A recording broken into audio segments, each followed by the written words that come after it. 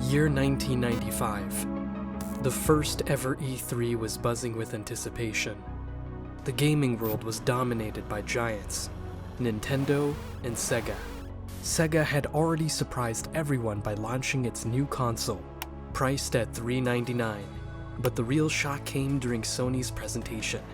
Steve Race took the stage, stepped up to the microphone, and simply said, $299.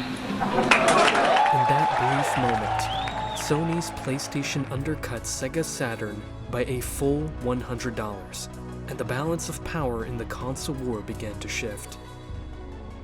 This moment marked a pivotal turning point in Sega's history, and an unforgettable chapter in the console war.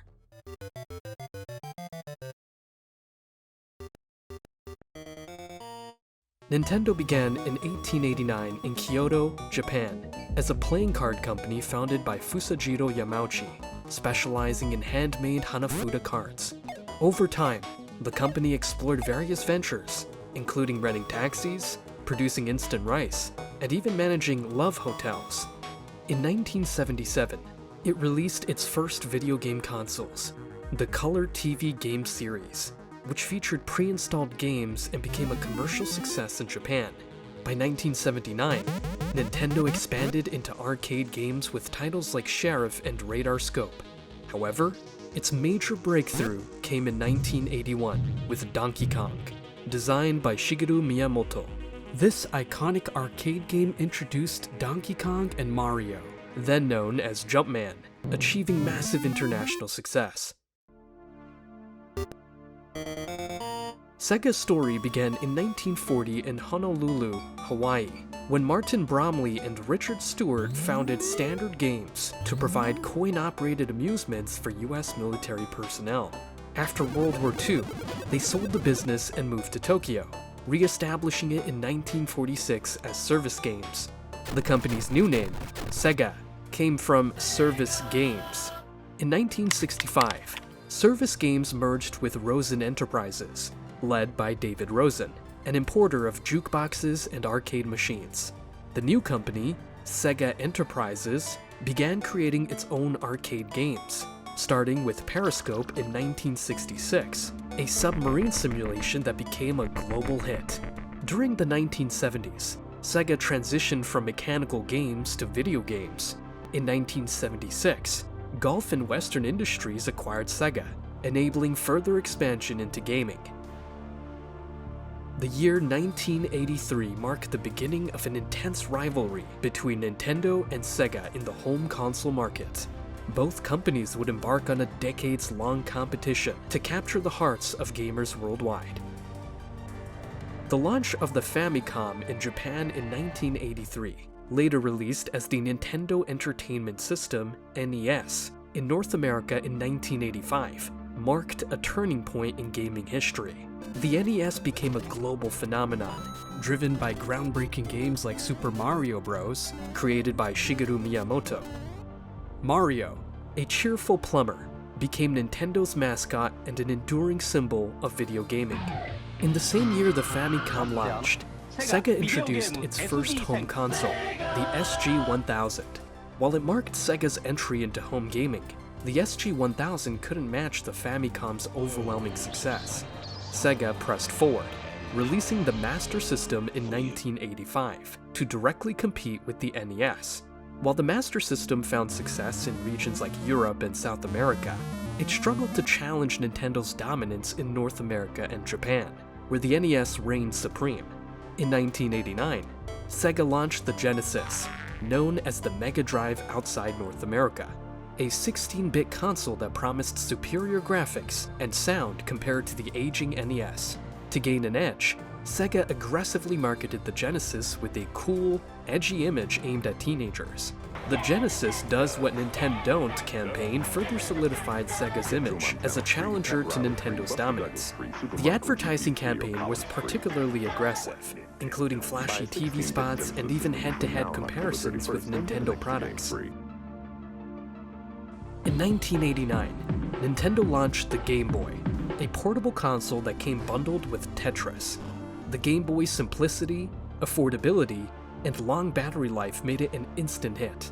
Sega tried to compete with the Game Gear in 1990, which featured a color screen but suffered from short battery life and a lack of compelling games. Once again, Nintendo maintained its lead, further cementing its dominance with Pokémon Red and Blue in the late 1990s. Sega recognized the need for a mascot to compete with Nintendo's Mario, who symbolized family-friendly fun and whimsy. They aimed for a character that was the complete opposite: bold, fast, and rebellious. This led to the creation of Sonic the Hedgehog, a blue blur with a sharp attitude, designed to appeal to older kids and teens who were looking for something cooler than Mario. Sonic's speed-oriented gameplay was revolutionary, emphasizing momentum and fluid level design, which showcased the Genesis' technical capabilities. The early 1990s saw the battle between the Genesis and Nintendo's Super Nintendo Entertainment System, SNES, released in 1990 in Japan and 1991 in North America. The SNES was a technical leap forward, featuring advanced graphics and sound capabilities thanks to its custom PPU, Picture Processing Unit. It brought timeless classics like Super Mario World, The Legend of Zelda: A Link to the Past, and Super Metroid, which defined genres and showcased the console's potential.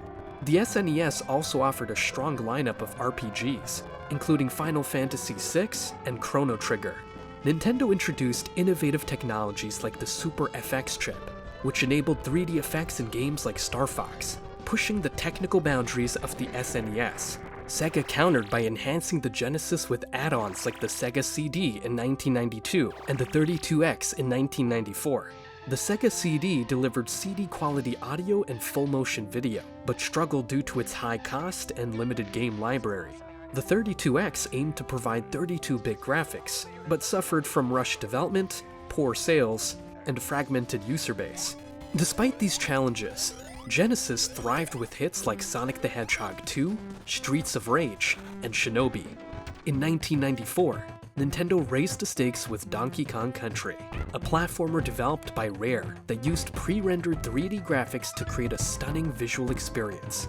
These groundbreaking visuals gave the impression of 3D on the 16-bit SNES hardware, setting a new standard for console graphics. The game was a massive commercial success, selling over 9 million copies worldwide. In the early 1990s, Nintendo partnered with Sony to develop a CD-based add-on for the Super Nintendo Entertainment System, SNES, known as the PlayStation.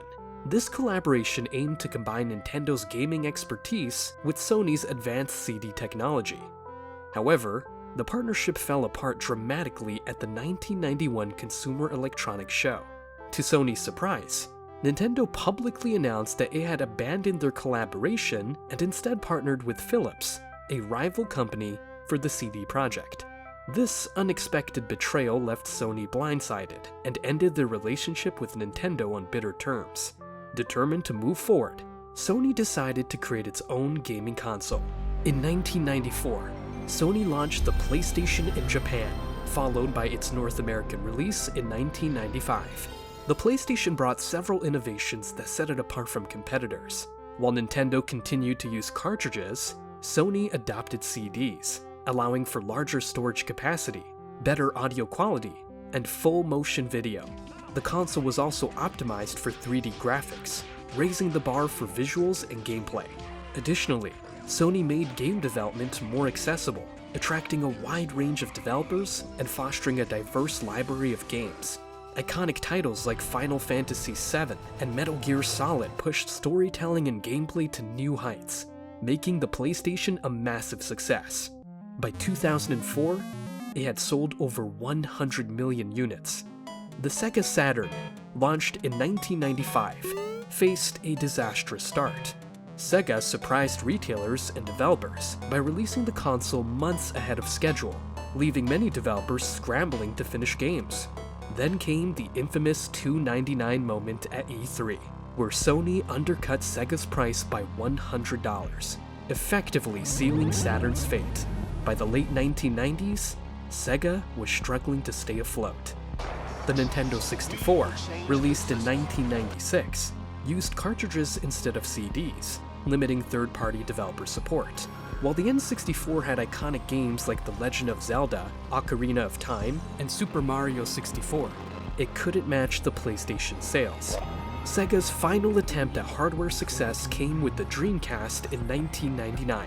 The Dreamcast was innovative, offering online gaming and impressive graphics, but it couldn't compete with Sony's PlayStation 2, which launched in 2000. The PS2's built-in DVD player and massive game library made it the best-selling console of all time, effectively ending Sega's hardware ambitions. By 2001, Sega had exited the console market to focus on game development. The Great Console War wasn't just about competition. It was a part of growing up for countless gamers. The battles may be over, but the memories live on. From blowing on cartridges to late-night gaming sessions, the console war defined a generation. The console war was more than just a fight. It was a generation story. One we'll carry with us forever.